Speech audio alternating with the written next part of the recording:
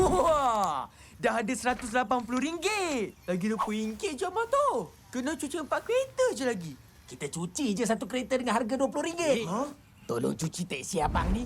Boleh bang, RM20 aja. Ha, RM20? Mahalnya. Tak jadilah. Nanti bang. Harga RM20 tu termasuk sekali dengan polish. Ha, sekali dengan polis. Hui, murah tu. Ha, jadilah, Dik. Ha, kasih kilat sikit ya. Boleh bang. Cayalah Pian. Megabot, Mechanize. Mega Police. Mukaku.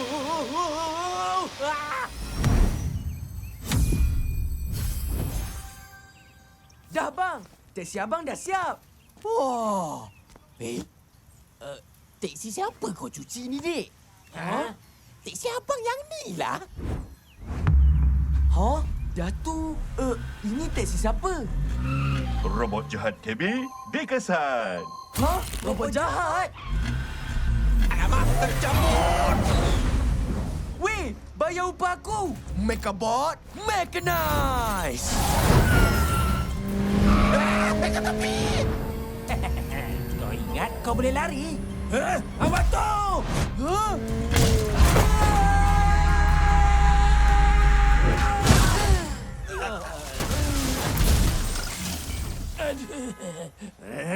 Ha! Bayar RM20 cepat! Okey. Saya bayar. Ha?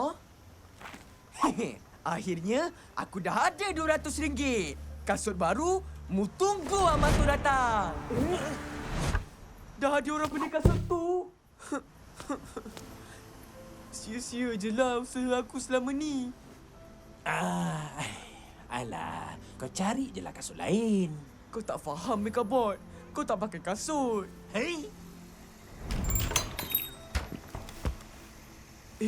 Kasut ni... Apa? Cuba pakai. Muat tak? Abah, belikan kasut ni untuk Amato. Muat, Abah. Muat. Terima kasih, Abah. Terima kasih kat kamu, Amato. Kamu buat Abah rasa bangga sebagai seorang ayah. Abah kagum tengok kamu bekerja keras untuk capai keinginan kamu. Abah juga yang ajarkan. Kalau nak sesuatu, kena usaha sendiri. Pandai anak Abah.